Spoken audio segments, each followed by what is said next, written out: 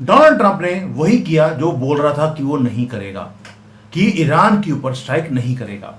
सबको धोखा दिया, पूरे दुनिया को, और काम कर दिया रात के अंधेरे में, और किया भी इतनी प्रिसीजन के साथ है कि मजा आ गया। 3 हवाई जहाज जाते हैं और फोर्डो के ऊपर जहां पे उनको लगता है कि असली काम हो रहा है अकॉर्डिंग टू देयर इंटेलिजेंस, वहां पे एक के बाद एक ये टोटल 6 ऐसे बॉम्ब गिराते हैं GBU-57। पाकिस्तान का तो आपको पता है कहां खड़ा है।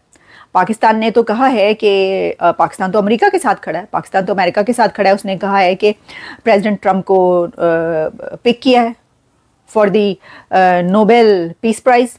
तो फिर और अभी तो फील्ड मार्शल मिलकर भी गए हैं।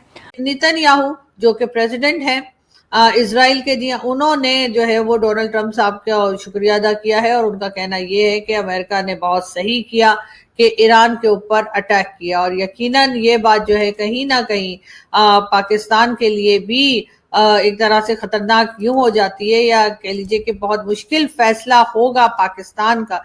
और ये बोल दिया नेगोशिएशंस चल रही हैं, जबकि B-2 बॉम्बर्स वो तैयारी कर रहे थे, और ये बोल दिया B-2 बॉम्बर्स तो गुआम में चले गए, पैसिफिक में। Media was hit so hard, New York times, Washington post, ये सारे के सारों को बेवकूफ बना दिया। यानी कि डिक्लेयर कर दिया ट्रंप ने कि तुम्हारे लोग व्हाइट हाउस के अंदर हैं, लेकिन गेम मुझे खेलनी आती है। अगर किसी को यह उम्मीद है कि इसके नीचे इस पूरे इलाके में कुछ बचा होगा, then I am very sorry, ऐसा कुछ भी नहीं हो सकता। अगर नीचे मक्खी भी है ना, न्यूक्लियर तो बहुत बड़ी बात है, मक्खी भी है, मक्खी भी निपट गई होगी वहां पे।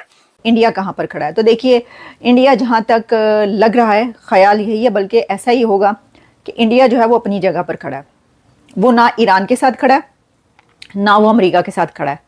फील्ड मार्शल साहब के लंच के बाद जो है कहानी काफी हद तक लोगों को बदलती हुई भी दिखाई दे रही थी, इसलिए कि जैसे कहा जाता है कि कोई फ्री लंच नहीं होता, तो डेफिनेटली डोनाल्ड ट्रंप साहब ने कोई फ्री लंच नहीं दिया होगा, और कोई ना कोई डिमांड तो रखी ही गई होगी पाकिस्तान के सामने।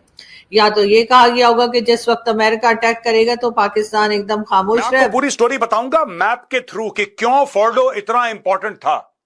राइट, नतांज में भी हुआ, इस्फहान में भी हुआ, लेकिन फोर्डो इतना इंपॉर्टेंट क्यों है? एक हवा बन गया था इसका कि यार इसको ना कोई छेड़ नहीं सकता। आज उस हवे को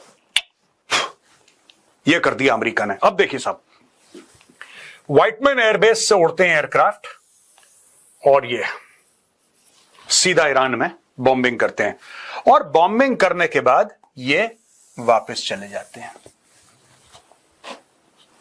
स्टेल्थ कैपेबिलिटी, रडार में दिखता नहीं है, भारी मात्रा में यह बॉम्ब कैरी करने की सलाहियत रखता है, चुपचाप गया एयर स्पेस में। और इजरायली तो काफी समय से ये बोल ही रहे थे दोस्तों कि यार देखो, साफ सीधी बात है, वी ओन द स्काइज, हम आसमानों के मालिक हैं। ईरान के ऊपर जो आसमान है उसके हम मालिक हैं, किसी की हिम्मत नहीं है कि कोई कुछ करे दोस्तों। इसमें हम दोस्तों बीबीसी के एक आर्टिकल को कोट करेंगे, US warplanes dropped bombs on 3 nuclear sites. ये देखिए साहब, ये तेहरान है, राइट, ये कैपिटल ईरान की आपको पता ही है। दिस इज फोर्डो, ये है नतांज, ये है इस्फहान, ठीक है। अब ये देखिए, these are all south of Tehran, ये तेहरान के नीचे साउथ की ओर है। ये कैसे गया? ये इमेज दर्शाती है, ये जो पूरा आप देखिए जिस तरीके से जाता है, how US bunker buster GBU-57 ऊपर हवाई जहाज जा रहा है। ये जो हवाई जहाज है B-2 स्पिरिट, ये उड़ता है अमेरिका से, ईरान के एयर स्पेस में घुसता है, और यहां पे आके the bomb is release from B-2 stealth plane at around 12 kilometre above target. यानी कि टारगेट के 12 किलोमीटर ऊपर ये हवाई जहाज उड़ रहा है, 12 किलोमीटर, और वहां से ये बॉम्ब छोड़ता है, वहां से, राइट, इस बॉम्ब को छोड़ता है GBU-57 को। इसमें कोई इंजन नहीं है, कोई इंजन नहीं है इस बॉम्ब में। ये बॉम्ब जाता है, इसके आगे जीपीएस लगा हुआ है, ये शेयर वेलोसिटी से, क्योंकि आप जब 12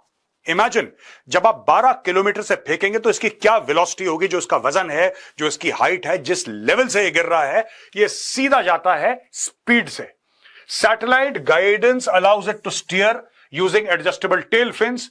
अ huge weight of the bomb results in large amount of kinetic energy. ये जिस स्पीड से जा रहा है, ऐसे हिट कर रहा है बिल्कुल जमीन को, और जिस स्पीड से ये हिट करता है जमीन को, ये गड्ढा बना के जाता है नीचे। क्योंकि ये गलती बाइडेन ने करी थी। आपको याद होगा जब काबुल के ऊपर अटैक करना था 48 घंटे पहले CNN को और सबको इंफॉर्मेशन मिल गई थी कि बाइडेन अटैक करने वाले हैं, और CNN ने वैसे ही जैसे बरखत करती है, जो दुश्मन था ईरान के अंदर तालिबान वालों को बता दिया कि तुम्हें बॉम्ब करने वाले हैं, और सारे के सारे जो टारगेट्स थे उनको रिमूव कर दिया गया। लेकिन वही गलती ट्रंप नहीं करना चाहते थे। इवन कि जो इनका वाइस प्रेसिडेंट था उसने भी कल परसों ट्वीट किया, no strikes on it Iran, हम इस युद्ध में एंटर नहीं करेंगे। ये सब धोखे का पार्ट था, और रिजल्ट ये हुआ टोटल सरप्राइज। ईरान का एयर डिफेंस सिस्टम सो रहा था कि अमेरिका पहुंच ही नहीं सकता, क्योंकि वो तो अभी तैयारी नहीं कर रहे, अब तो 2 हफ्ते के बाद करेंगे। और यूएसए ने चुपके से जाकर बॉम्ब कर दिया ईरान को, इन एंड आउट, किसी को नहीं पता लगा।